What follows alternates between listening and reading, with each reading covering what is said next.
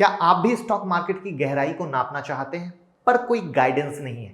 क्या आपको भी स्टॉक मार्केट के उठते और गिरते ग्राफ डराते हैं? तो भाइयों, घबराना कैसा, मैं हूं ना, क्योंकि आज हम आपको बताएंगे उन 5 बेहतरीन किताबों के बारे में जिससे पढ़ने के बाद आप भी शेयर बाजार के समुंदर में आराम से गोता लगा सकते हैं, वो भी मजे के साथ। तो चलिए, इसी के साथ मैं मुकुल अग्रवाल, आपका दोस्त, आपका भाई, आपका मेंटर, आपके लिए लेके आया हूं एक दमदार, शानदार इंफॉर्मेशनल वीडियो। और वीडियो को आखिर तक जरूर देखिएगा, क्योंकि आखिर में एक बोनस पॉइंट आपका बेसब्री से इंतजार कर रहा होगा। सर्दियों का मौसम, अंगीठी में जलती आग और हाथ में एक शानदार किताब, भाई मजा आ जाए।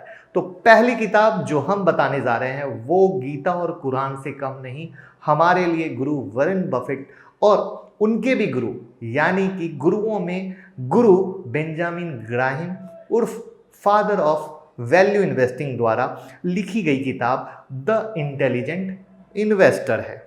तो इंटेलिजेंट इन्वेस्टर, मैं कोई भी किताब वही बोलूंगा जो मैंने पढ़ा है। तो जानना चाहेंगे इस किताब की खासियत क्या है? चलिए आइए जानते हैं कम शब्दों में। अब जिन्हें कहा ही फादर ऑफ वैल्यू इन्वेस्टिंग जाता है, तो उनसे बेहतर हमें वैल्यू इन्वेस्टिंग कौन सिखा सकता है? वैल्यू इन्वेस्टिंग के साथ साथ ये किताब हमें सेफ साइड पर रहते हुए मार्केट में कैसे इन्वेस्ट करना है और किस तरीके से मार्केट की रियल वैल्यू को पकड़ के चलना है, वो हमें यहां से सीखने को मिलता है। और इसी लाइन में दूसरी किताब का नाम है common stocks and uncommon profit, जिसे फिलिप फिशर ने लिखा है। अब ये किताब क्यों है, ये किताब इतनी खास? भाई मेरे हिसाब से तो ये बुक बहुत ही इंपॉर्टेंट है। क्या आप पढ़ना चाहेंगे?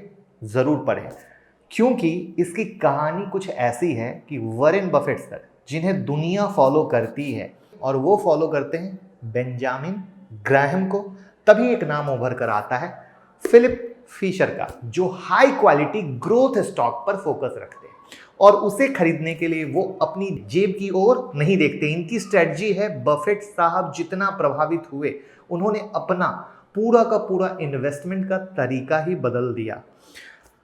ताज्जुब हुआ? तो चलिए अब जानते हैं इस किताब से हम क्या सीखते हैं। ये किताब हमें इन्वेस्टमेंट का बेसिक फंडा सिखाता है कि कहीं भी इन्वेस्टमेंट के पहले उस कंपनी से जुड़ी चीजों की पूरी जानकारी ले लेनी चाहिए। इसके अलावा उन्होंने बताया कि कभी भी इन्वेस्टमेंट के पहले हमें खुद से 15 सवाल करने चाहिए। कितने? टोटल 15, जो कंपनी के प्रोडक्ट, सर्विसेज और उनके सेल के बारे में बताते हैं। और अगर सब कुछ ओके है तो यूज कीजिए, होल्ड करके रखिए और उसे तुरंत मत बेचिए।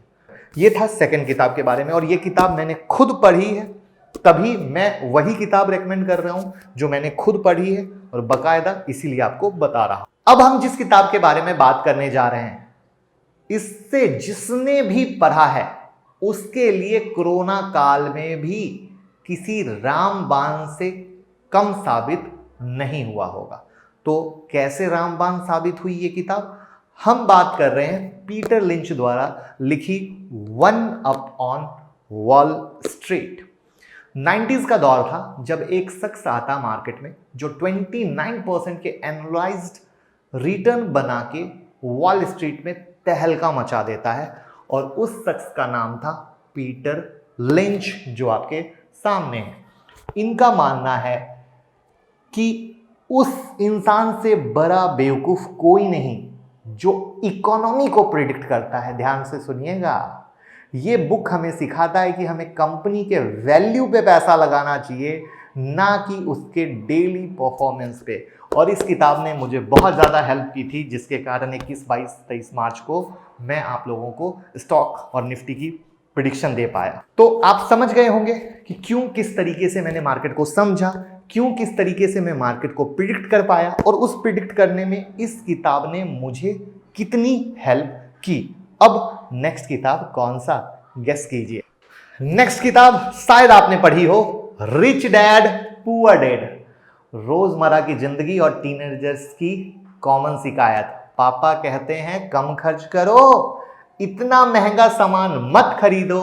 और फिर हम अपने दोस्तों का एग्जाम्पल देते हैं कि पापा, मेरे दोस्त के पापा ने उसे आईफोन दिलाया, महंगे कपड़े दिलाए और आप कर रहे हैं मना। कुछ समझे? क्या समझे? समझे तो कमेंट बॉक्स में तो बताइए हमारा इशारा किस तरफ है। जी, हम बात कर रहे हैं रिच डैड पुअर डैड की, जो कि आधारित है उसके ऑथर रॉबर्ट कियोसाकी के बारे में। समझ तो आप गए ही होंगे कि हम किस तरीके से इस किताब को रेकमेंड कर रहे हैं। तो अब इस बुक में है क्या? रॉबर्ट कियोसाकी हमें उनके और उनके दोस्त के फादर की कहानी के थ्रू अमीर बनने का टिप्स देते हैं कि कैसे कोई काम पढ़ा लिखा, यस ध्यान से सुनिएगा ये वाली लाइन, कैसे कोई काम पढ़ा लिखा नॉलेज लेके और सीख के कैसे किसी पढ़े लिखे इंसान से कहीं ज्यादा अच्छा कर सकता है। और यही तो मैं भी कहता हूं मेरे भाइयों कि सीखो, नॉलेज लो और कमाओ।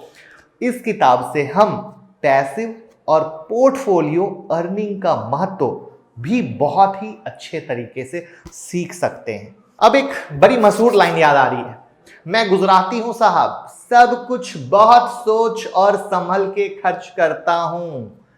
कुछ इसी सिद्धांत पर आधारित है हमारी अगली किताब। गेस कीजिए उसका नाम क्या है? द धंधो इन्वेस्टर। ये बुक आपके सामने, जब रिसेशन के डर से यूएस में मोटल्स ऑनर लॉस की वजह से बिजनेस से एग्जिट कर रहे थे, तभी भारतीय मूल के गुजराती यूएस में मोटल बिजनेस को एक्वायर करने में लगे थे। उन्होंने एक्वायर करना शुरू कर दिया था। जिसे लोग लफड़े का सौदा मान रहे थे, उसमें गुजराती हाथ डाल रहे थे। और इस किताब में हम कुछ बहुत ही इंपॉर्टेंट चीज सीखते हैं, जैसे कोई भी प्रॉब्लम परमानेंट नहीं होती है। याद रखिएगा, कोई भी प्रॉब्लम परमानेंट नहीं होती है और लो कॉस्ट हमेशा अच्छे रिटर्न देते हैं। और कोरोना में भी यही हुआ। अब ये पांचों किताबें क्यों मेरे लिए इंपॉर्टेंट थी समझ गए होंगे। अच्छा, कहीं आप परेशान तो नहीं हो रहे हैं कि ये बुक कहाँ मिलेगी, कहाँ ढूंढना पड़ेगा? परेशान होने की ज़रूरत नहीं है। लिंक डिस्क्रिप्शन बॉक्स में है, जहाँ से आप अपने लिए ये सारी बुक्स को ऑर्डर कर सकते हैं। तो ये तो थी 5 किताब। अब किसका टाइम है? बोनस का टाइम है। लेकिन क्या आपने लाइक का बटन दबाया? नहीं दबाया तो पहले दबा दीजिए, फिर बोनस की बात कर लेते हैं। बोनस है द वॉरेन बफेट वे, आपके सामने हाजिर। वॉरेन बफेट साहब की इन्वेस्टमेंट स्ट्रेटजी को बहुत ही अच्छे तरीके से दर्शाती ये किताब हमें बहुत ही ज्यादा नॉलेज देती है, बहुत एक्स्ट्रा ऑर्डिनरी नॉलेज देती है। और इस किताब में इतना कुछ सीक्रेट है कि अगर आप इसे पढ़ेंगे तो आपका विजन बदल जाएगा, इसकी मैं गारंटी ले सकता हूं। तो मैं चाहूंगा कि आपने अभी तक जितने भी मैंने ऑथर का नाम लिया, चाहे वो वॉरेन बफेट सर हो, पीटर लिंच सर हो, फिलिप फिशर सर हो, चाहे रॉबर्ट कियोसाकी हो, उनमें से किसी से भी कुछ भी सीखा हो, क्या सीखा है कमेंट बॉक्स में ज़रूर बताइएगा। और वीडियो को लोगों के साथ शेयर करके प्यार देना मत भूलिएगा। Thank you so much.